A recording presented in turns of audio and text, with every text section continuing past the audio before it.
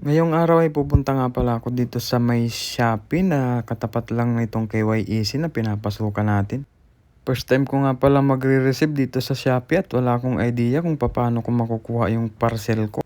Pero bago nga pala ako makarating dito sa may Shopee sa katapat lang ng KYEC ay bumili muna ako ng maaalmusal para pag-uwi ko ay may kakainin ako. Habang naglalakad nga pala ako kanina kababali ay naisipan kong mag-search kung paano mag-claim dito.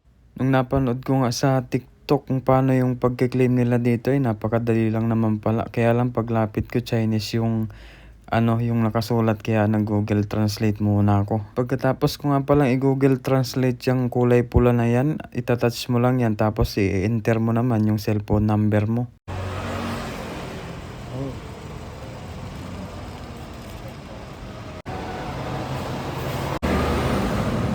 Pag na-enter mo na nga pala yung cellphone number mo ay tatouch mo naman yung kulay green tapos lalabas na tong payment method nila. Dito nga pala sa may umiilaw na kulay green ilalagay yung bayad ko kababali.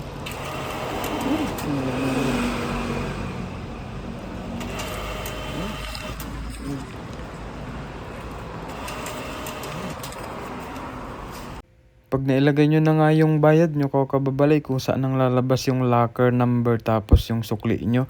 At kusa na ring bubukas yung locker nyan, iti-check nyo na lang dun sa loob.